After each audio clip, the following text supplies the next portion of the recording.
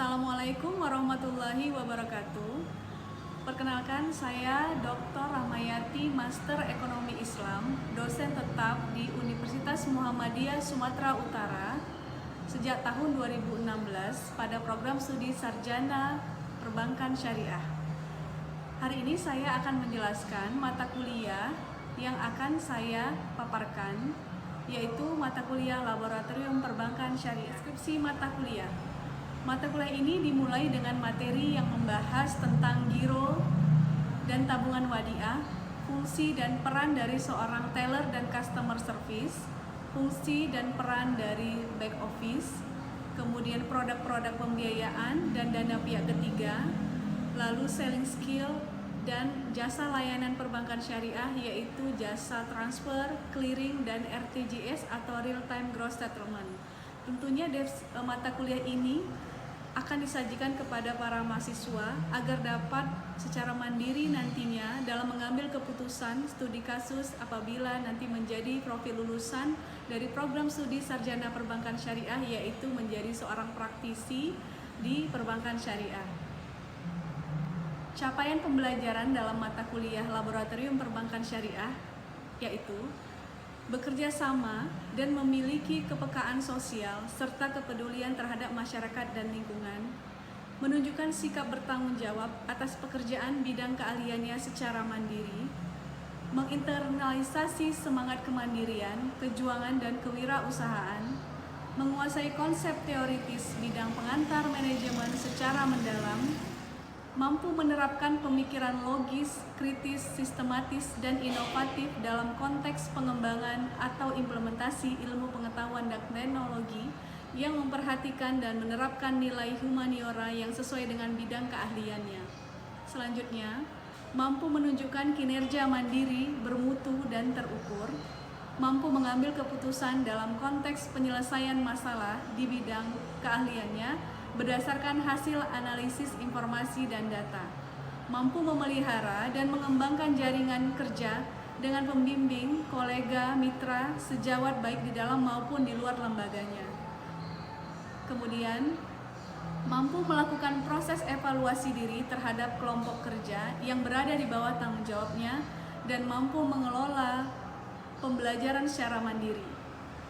Mampu mengaplikasikan dunia perbankan syariah untuk melakukan perencanaan, pengelolaan, implementasi, evaluasi, dan memanfaatkan ipteks yang berorientasi pada kecakapan hidup atau life skills. Selanjutnya, capaiannya adalah mampu memanfaatkan iptek pada bidang perbankan syariah yang terkait dengan pengelolaan, penghimpunan, dan penyaluran dana di bank syariah, mampu mengambil keputusan yang tepat di bidang perbankan syariah berdasarkan informasi dan data yang relevan. Untuk materi perkuliahan, ada 14 materi. Yang pertama mengenai struktur organisasi dan tata kelola atau syariah governance di bank syariah. Yang kedua, job description, customer service dan customer identification file atau CIF. Yang ketiga, job description seorang teller. Yang keempat, simulasi job description dari fungsi customer service dan teller. Yang kelima, job description operasional dari petugas dan fungsi back office serta ada simulasinya. Yang keenam, mengenai transaksi clearing. Yang ketujuh, materi transaksi operasional transfer dan real time gross settlement atau RTGS. Yang kedelapan, materi simulasi clearing, materi job description financing support. Materi yang ke-10, mekanisme pembiayaan murabahah dan jaminan. Materi yang ke-11, simulasi pembiayaan murabahah dan jaminan. Materi yang ke-12, mekanisme pembiayaan bagi hasil, yaitu akad mudharabah dan musyarakah. Materi yang ke-13 yaitu mengenai selling skill produk dan jasa bank syariah. Dan materi yang ke-14 terakhir pertemuan nanti yaitu simulasi selling skill dan kemampuan komunikasi, bagaimana nanti sarjana perbankan syariah mampu berkomunikasi secara relevan dalam bidang pekerjaannya. Kemudian sistem pembelajaran laboratorium mata kuliah Laboratorium Perbankan Syariah untuk kondisi normal menggunakan laboratorium langsung, yaitu mahasiswa secara langsung secara praktik melakukan penginputan aplikasi melalui aplikasi Salam yang diberikan dana CSR dari perbankan syariah kepada Universitas Muhammadiyah Sumatera Utara. Kemudian untuk kondisi masih dalam masa pandemi, yaitu sifatnya online atau daring, menggunakan media Zoom, e-learning yang disediakan universitas, dan video-video praktik layanan yang direkam oleh dosen. Kemudian mahasiswa dapat belajar secara mandiri dan juga bisa melakukan diskusi kelompok setelah diberikan video-video rekaman dari dosen karena kondisi masih daring. Kemudian untuk case method juga akan dilaksanakan dalam pembelajaran, yaitu studi kasus dalam pengambilan keputusan. Jadi mahasiswa nanti akan diberikan beberapa case method dalam pembelajarannya sehingga ia mampu mengambil keputusan jika nanti pada saat menjadi praktisi ada terjadi harus mengambil keputusan.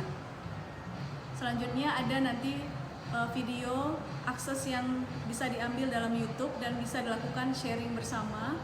Lalu akan diberikan tugas individu dan kelompok, yaitu simulasi kasus dan role play atau praktik di bank syariah. Dan untuk ketentuan bobot penilaian ada terdiri dari beberapa komponen, yaitu tatap muka, kemudian kehadiran dengan bobot 20%, pelaksanaan ujian tengah semester dengan bobot 40%, dan ujian akhir semester sebanyak 40% bobotnya. Dan penilaian di Universitas Muhammadiyah Sumatera Utara, total skor tatap muka adalah 30%, yang terdiri dari tugas terstruktur atau tugas kelompok, yaitu berupa materi report sebesar 20%, tugas report sebesar 20%, jurnal report sebesar 30%, dan mini research sebesar 30%. Untuk total skor tugas terstruktur, totalnya 30%, yang terdiri dari tugas mandiri yaitu materi report sebesar 60%, tugas report sebesar 40%, dan total skor tugas mandiri sebanyak 30%. Dalam perkuliahan ini nanti akan disepakati kontrak dengan mahasiswa secara langsung di awal pertemuan, yaitu mengenai attitude yang terdiri dari penilaian kedisiplinan, penampilan, kesantunan, kemampuan kerjasama, kemampuan komunikasi, komitmen, keteladanan, semangat, empati, tanggung jawab, yang totalnya adalah total untuk attitude sebesar 10%. Kemudian penilaian akhir mahasiswa dalam bentuk akumulasi penilaian akhir dari tatap muka nanti ditambahkan dengan tugas terstruktur dan tugas mandiri dan attitude yang nanti totalnya sebesar 100%. Jadi itu untuk total penilaian dosen kepada mahasiswa. Ini adalah berupa rekaman video untuk perkuliahan secara aktif melalui media daring dengan mahasiswa. Assalamualaikum warahmatullahi wabarakatuh semuanya. Waalaikumsalam warahmatullahi wabarakatuh. Alhamdulillah ya, Subhanahu wa ta'ala yang telah memberikan kita kesehatan sehingga kita bisa melaksanakan perkuliahan secara daring hari ini ya, melanjutkan perkuliahan kita yang lalu, minggu lalu. Dan tidak lupa kita hadiahkan salawat kepada Nabi Muhammad SAW menjadi tauladan kepada kita.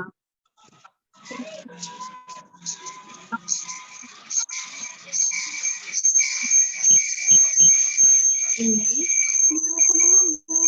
kan kepada relator Aji Fadila agar memimpin doa majelis perkuliahan agar mendapatkan keberkahan bagi kita semua. Silakan Aji. Baiklah, sebelum memulai kita pada hari ini, marilah kita berdoa. Bismillahirrahmanirrahim. Raditu billahi robba, wa bil islami dina, wa bi Muhammadin nabiyya wa rasulah. Rabbi zidni ilma wa rzuqni fahma wa amalan sholihah. Walhamdulillah. Ya, Bu. Ya, terima kasih Aji. Baiklah, hari ini kita melanjutkan materi sesuai RPS kita, rencana pembelajaran sistem, yaitu rencana pembelajaran semester, yaitu Laboratorium Perbankan Syariah. Ini sudah materi masuk yang ke-12 ya. Sebelumnya sebelumnya adalah tentang pembiayaan murabahah. Oke, sebelum kita masuk ke materi pembiayaan bagi hasil hari ini, Saya mau tanya nih, di kelas ini masih ada yang ingat nggak apa itu pembiayaan murabahah ya? Ada yang ingat nggak? Baru seminggu yang lalu kan? Mudah-mudahan masih ingat nih. Ada 1 atau 2 orang yang masih ingat. Silahkan bisa komentar. Mungkin malu nih ya. Siapa yang komen? Oke, open.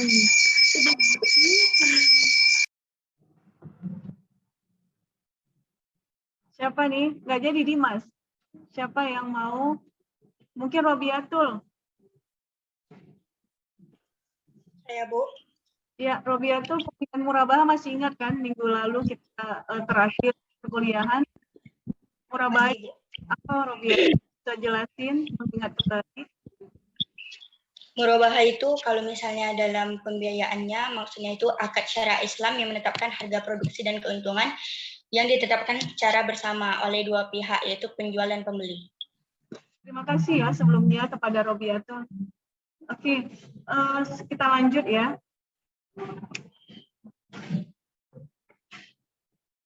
Izin saya share screen ya mengenai materi kita hari ini ya.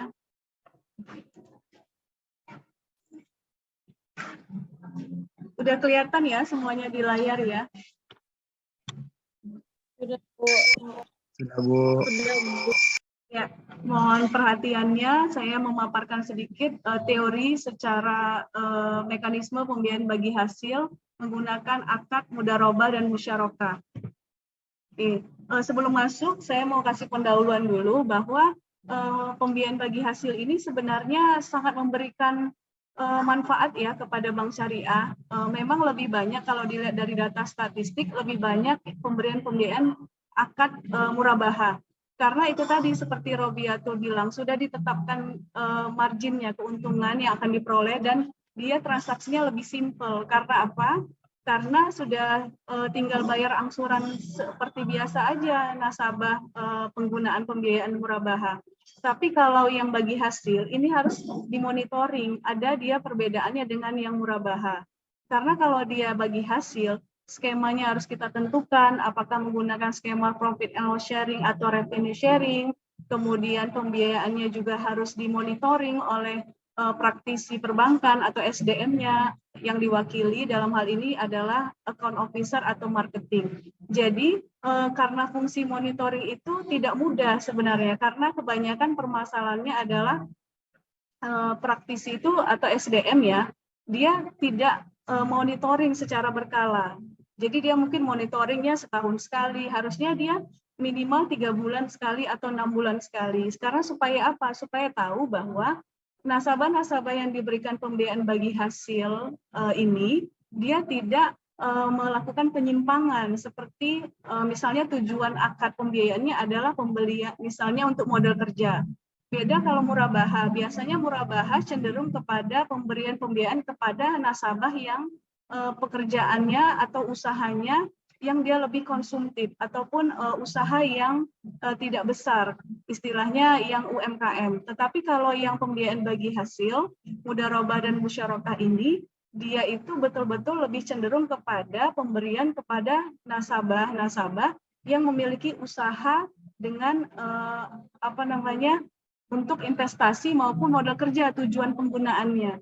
Jadi perlu dilakukan monitoring supaya tidak ada penyalahgunaan dana dari tujuan pembiayaan atau tujuan akad di awal. Jadi itu ya penekanannya bahwa murabahah tadi seperti itu dan pembiayaan bagi hasil bedanya penekanannya ini. Makanya sering dilihat data bahwa lebih banyak yang dilakukan pembiayaan murabahah daripada pembiayaan bagi hasil. Inilah yang menjadi realita. Tetapi kalau seandainya para SDM dan juga para nasabah paham bahwa dengan menggunakan pembiayaan bagi hasil lebih memberi fleksibilitas ya kepada nasabah dan juga kepada bank. Jadi tidak lebih memberatkan membayar angsuran setiap bulan. Bukan tidak membayar angsuran artinya di pembiayaan bagi hasil, tetapi bisa dilakukan negosiasi ya, karena sifatnya Kalau margin murabahah sudah ditetapkan tadi, tapi kalau bagi hasil dia tidak ditetapkan. Jadi bisa hanya diproyeksi atau diprediksi berapa pendapatan yang akan diterima bank dan juga kewajiban pembayaran bagi hasil yang diberikan oleh nasabah kepada bank syariah. Jadi seperti itu ya pengantarnya, bahwa harus dibedakan yang murabahah dan yang bagi hasil skemanya. Oke. Silakan nanti pada saat session kuliah hari ini, kalau ada yang mau bertanya, silakan langsung saja, bisa raise hand atau di kolom chat, atau silakan langsung bertanya, membuka open mic-nya ya. Saya lanjutkan. Oke, di sini adalah mengenai akad-akad pembiayaan. Akad pembiayaan ini, saya ngulang sedikit, reminder bahwa ada pada umumnya ada 3, yaitu jual beli. Jual beli itu terdiri dari turunannya murabahah, salam, dan istisna. Murabahah tadi yang sudah kita jelaskan, dan kalau untuk produk salam dan istisna ini memang jarang ya, bahkan salam itu tidak direalisasikan gitu. Kenapa tidak direalisasikan? Karena memiliki resiko yang sangat besar kepada nasabah, sehingga kepada nasabah dan juga kepada bank syariah. Jadi bank syariah lebih cenderung memang dia mau yang prosesnya prudential banking, artinya lebih hati-hati, tidak memberikan resiko kerugian yang besar dan berdampak kepada kinerja keuangan bank syariah dan juga kepada nasabah. Istisna juga begitu, tapi kalau untuk produk istisna masih ada direalisasikan, dicairkan. Karena apa? Karena istisna ini biasanya kepada produk konstruksi, misalnya bangun mall, bangun jalan tol, bangun perumahan yang membutuhkan modal besar, itu menggunakan akad segmen istisna. Tapi kalau untuk salam tadi cenderung kepada produk atau barang-barang pembiayaan yang hasil pertanian. Misalnya si Putri ini, Putri Aulia ya. Putri Aulia nih kalau laundry itu usaha laundry tadi ya, saya kelihatan kayaknya ada laundrynya. Putri itu kalau laundry ya kan jasa, tapi barang yang di laundry itu nggak cepat busuk ya kan Putri ya, gitu ya. Ya, jadi beda dengan salam. Salam itu pembiayaan yang dibutuhkan segmen objeknya adalah hasil pertanian. Jadi kalau baju kan nggak gampang busuk, kalau diambil lagi gitu kan, dari beras lagi di bawah 1 pick up. Ada nasabah yang bertransaksi dengan jeruk itu belum tentu dia tidak misalnya kematangan, atau misalnya ada yang busuk atau rasanya tidak sesuai artinya saja nasabah komplain dan juga tidak mau melakukan kontrak selanjutnya. Itu kan berdampak ya kepada kerugian bagi kedua belah pihak. Jadi prinsip akad yang kedua yaitu investasi ya. Inilah tadi yang sifatnya mudharabah dan musyarakah. Tapi skema kita juga pakai mudharabah musyarakah ya. Saya lebih cenderung kalau investasi ini yang pakai musyarakah, juga musyarakah. Kalau mudharabah itu misalnya ada nanti beda ya antara mudharabah dan musyarakah. Oke, sekarang sebelum berakhir nih kan waktu kita ya jalan terus, saya mau nanya nih terakhir kali. Bukan terakhir kali ya di dalam materi ini ya kan. Pertanyaannya simpel aja, kan tadi udah dijelaskan alur-alur dari mudharabah dan musyarakah. Sekarang saya mau nanya, apa sih yang membedakan antara konsep akad mudharabah dengan konsep akad musyarakah? Kalau persamaannya sama-sama bagi hasil ya, sekarang perbedaannya. Mungkin ada yang mau komentar?